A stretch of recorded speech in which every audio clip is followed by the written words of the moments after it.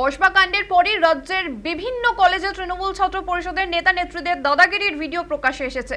একাধিক কলেজের ইউনিয়ন রুমে নারী নির্যাতনের অভিযোগ থেকে শুরু করে ইউনিয়ন রুমে তৃণমূল ছাত্র নেতাদের মদ ও গাঁজার ঠেক বসানোর অভিযোগ উঠেছে। দিন কয়েক আগেই দক্ষিণ 24 পরগনা সোনারপুর কলেজের একটি ভিডিও ভাইরাল হয়েছিল। সেই ভিডিওয় কলেজের ইউনিয়ন রুমে বসে এক ছাত্রীকে দিয়ে মাথা টেপাতে দেখা গিয়েছিল তৃণমূল বিধায়ক লাভলি মৈত্র ঘনিষ্ঠ এক যুব তৃণমূল নেতাকে। সেই ঘটনার রেশ কাটতে না কাটতে আবারও কলেজের ইউনিয়ন রুমের ভেতরে গা টেপার ভিডিও ভাইরাল হলো। এবার সংবাদের শিরোনামে দক্ষিণ 24 পরগনার সুন্দরবন মহাবিদ্যালয়।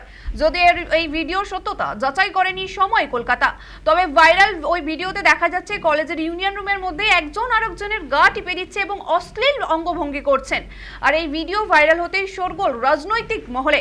বিরোধীদের দাবি, এই ভিডিওতে ছাত্র সংসদের ভেতরে যাদের দেখা গিয়েছে তারা কেউই এই কলেজের ছাত্রই নন। তাহলে কলেজের ছাত্র সংসদের রুমে ভেতরে কিভাবে ঢুকলেন তারও প্রশ্ন উঠছে।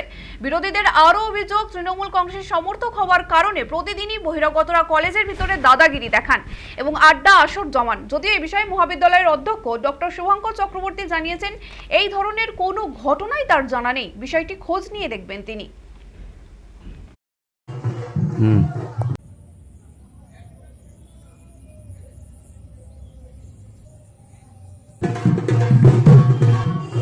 আমি এই ধরনের ছবি কোনো আমার কাছে পাইনি।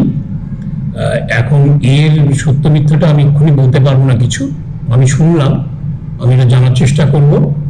কিন্তু আমি যেটা বরাবরই দেখেছি যে যেটা তথাকথিত ইউনিয়ন রুম বলা হয়, যেটা স্টুডেন্ট রিপ্রেজেন্টেটিভ বলে আমরা বলি, সেই রুমে কিন্তু আমি দেখেছি এই ধরনের কখনো কার্যকলাপ আমি 2021-এ আসার পর থেকে দেখিনি, শুনিনি। এখন এটা কি করে হলো সেটা আমার জানতে হবে, কারণ এই